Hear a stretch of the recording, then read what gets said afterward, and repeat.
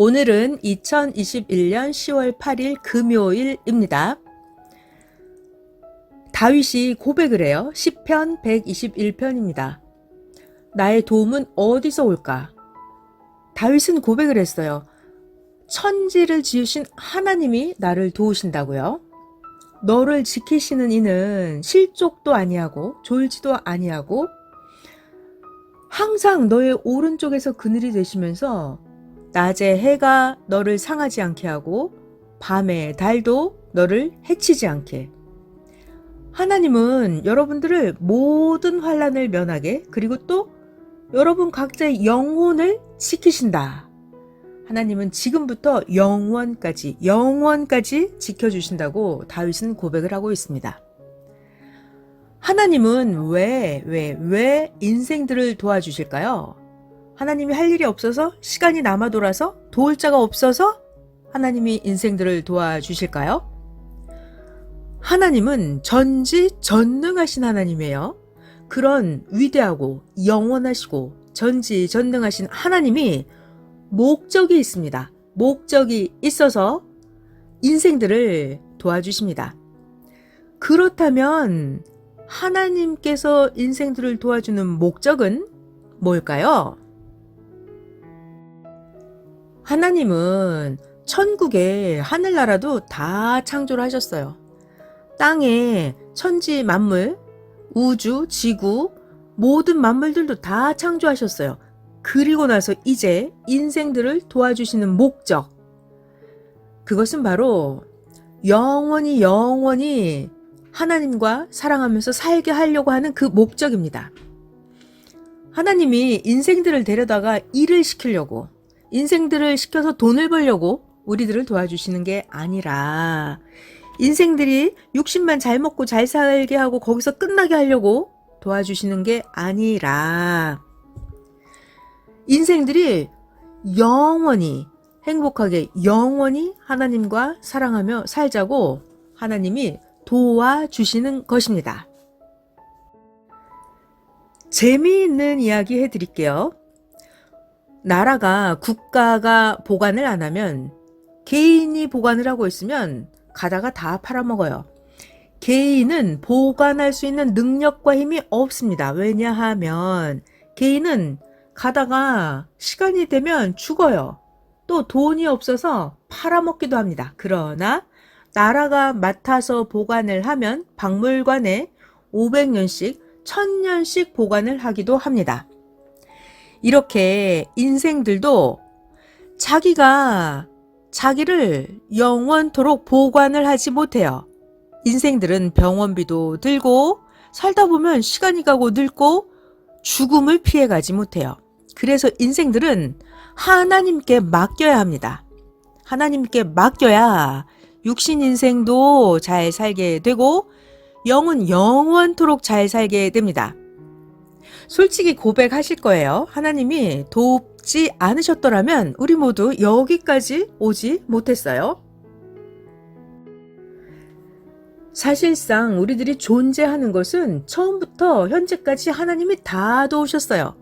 태양빛도 주셨고 숨을 쉴 수 있도록 공기도 주셨고 말이에요. 거진 다 하나님이 도와주신 겁니다.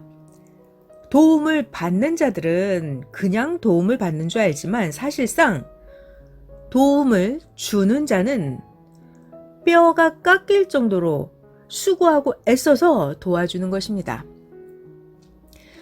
하나님이 우리들을 도와주시는 그것, 육신이 잘 살게 하는 것도 하나님이 도와주세요. 그것도 하나님이랑 같이 살자고 도와주시는 겁니다. 이런 것들 하나님이 도와주신다 라는 것을, 이것도 도우셨고 이것도 도우셨고 이것도 도우셨구나, 이런 걸 자기가 깨닫고 알아야 도와주시는 분이, 하나님이 더 좋아서 더 도와주십니다. 만일 도와주는 자의 목적을 깨닫지 못하고 자기 목적만 이루고 좋아서 산다면 돕는 거 거기서 끝이 나게 되고 오히려 도와준 만큼, 투자한 만큼 방해할 것입니다. 아주 큰 댐, 저수지에 물이 가득 있어서 계속 물이 흘러가는데 그 물길을 막는다고 해서 막을 수가 없습니다. 이와 같이 하나님이 도와주시고 하나님이 하나님의 목적을 이루러 행하시는 그것은 인생들이 막을 길이 없습니다. 하나님은 도와주시는 만큼 말씀으로도 도와주시고 최고 생각을 할 수 있도록 우리들이 깨닫기를 원하시면서 하나님은 한없이 도와주십니다. 하나님이 인생을 도와주시는 목적은 영원한 목적, 하나님의 인생 창조 목적, 육일생 하나님과 사랑하며 그리고 영원토록 천국에서 살자. 그래서 하나님은 지금 이 땅에서 인생들 각자를 최고로 도와주고 계십니다. 옛날 구약 시대 때 다윗이 나를 도우시는 분은 오직 하나님이시다. 이렇게 이미 3000년 전에 고백을 했는데요. 현재에도 하나님은 인생들을 아주 가깝게 옆에서 무한대로 도와주고 계십니다. 자, 그래서 우리들이 하나님이 도와주신다라는 것을 절대로 잊어버리면 안 돼요. 하나님이 도와주신다 이것을 잊어버리면 무의미한 인생이 되고 허무하고 허탈한 인생이 돼버립니다. 또 재미있는 말씀 해드릴게요. 하나님을 어떻게 소개해드릴 때 가장 멋있게 하나님을 소개하는 걸까요? 바로 영원하신 하나님. 영원하다 이거예요. 끝이 없는 거예요. 영원하신 하나님. 자, 사람도 육신이 죽지 않고 영원히 살면 굉장히 좋겠죠? 육신이 죽지 않고 살고 싶은 대로 계속 산다면 그게 아마 최고 축복의 권세의 말씀이 될 거예요. 자, 이렇게 영원히 산다. 죽지 않는 거죠. 결국은 끝까지 남는 자가 다 그의 것이 됩니다. 끝까지 존재하는 자, 그 앞에 모든 자들이 다 무릎을 꿇게 되고요. 맨 마지막까지 있는 자의 것이 다 되어버립니다. 오직 하나님이 영원하신 분이십니다. 그러니까 영원하신 하나님이라고 한다면 영원한 하나님의 권세와 세력이 얼마나 큰지 정말 깨달아야 되겠어요. 그렇다면 말이에요. 하나님을 사랑하는 여러분 또한 영원한 존재자가 될 수가 있는 거예요. 게다가 하나님의 마음은 사랑 그 자체입니다. 하나님은 사랑의 존재자이세요. 하나님은 사랑의 존재자로서 영원토록 존재하시는 분입니다. 우리가 하나님을 믿는다, 그리스도를 믿는다 하는데 이 믿는 거, 이것은 과정에 해당되는 도구입니다. 진리, 이것도 역시 영원한 사랑을 얻기 위해서 쫓고 행하는 것입니다.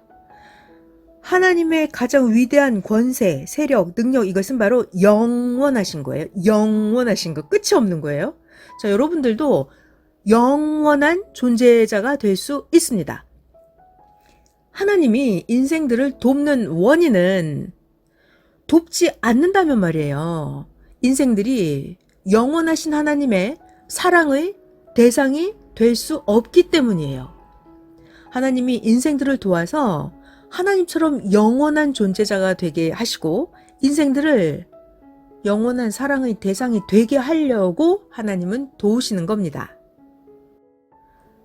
하나님이 자꾸 사사건건 무한대로 한계 없이 인생들을 도와주시니까 도와주실 때 하나님이 도와주는 것을 통해서 자꾸 자기 자신을 만들어 가는 것입니다.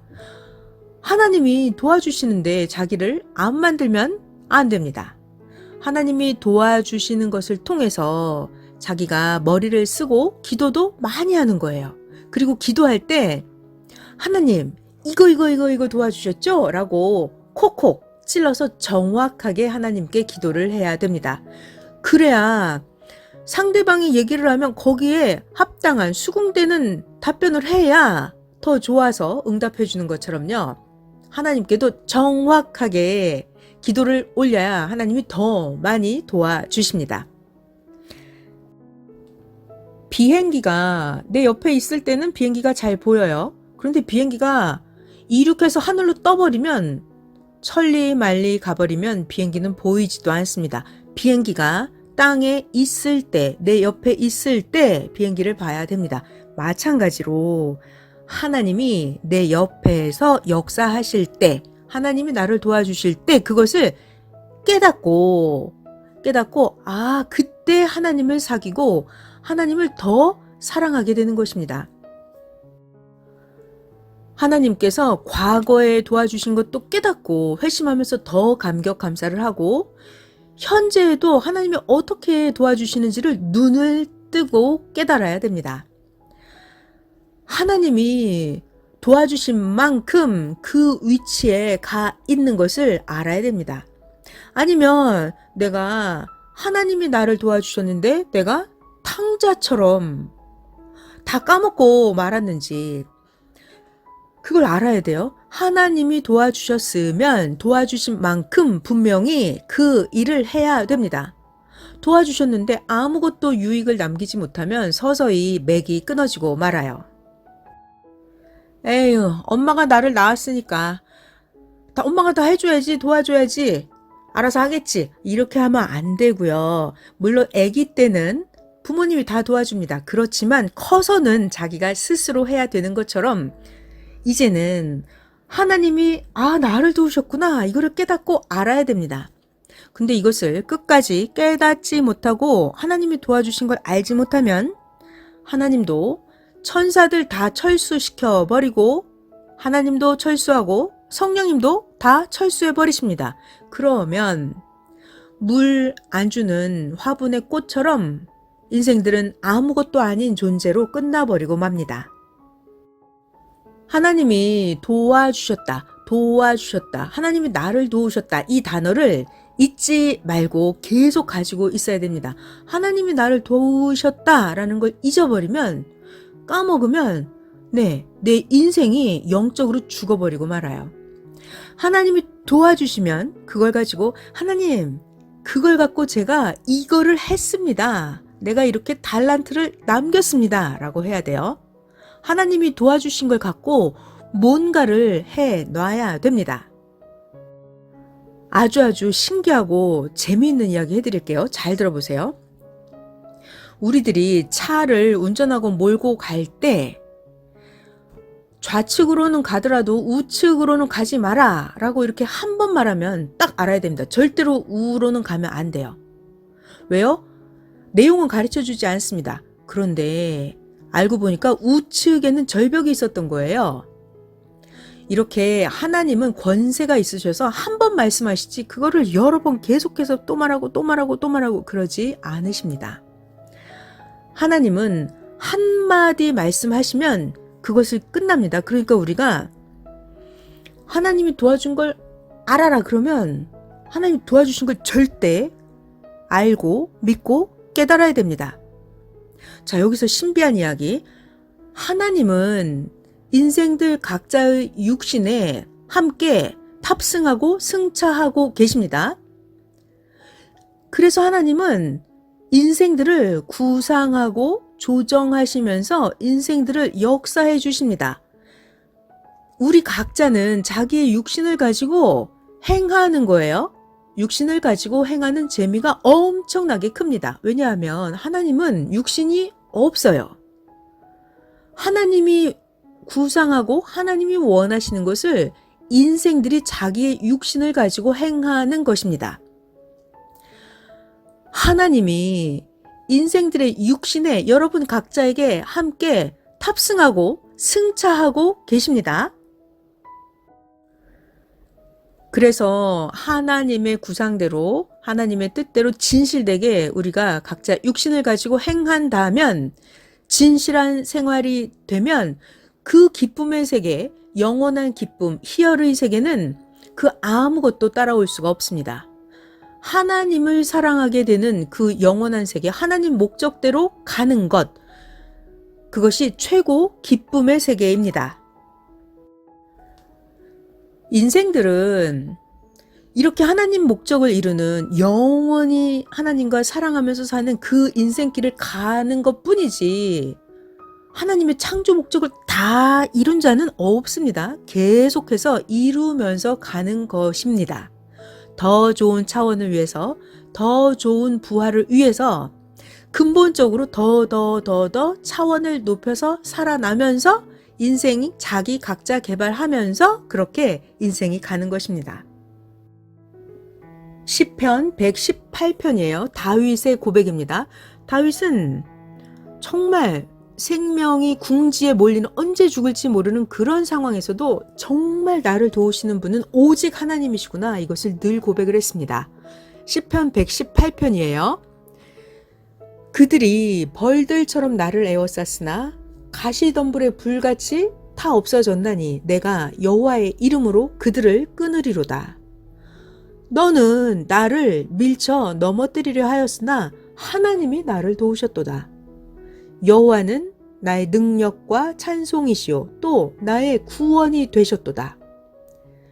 의인들의 장막에는 기쁜 소리 구원의 소리가 있으며 여호와의 오른손이 권능을 베푸시며 여호와의 오른손이 높이 들렸으며 여호와의 오른손이 권능을 베푸시는도다.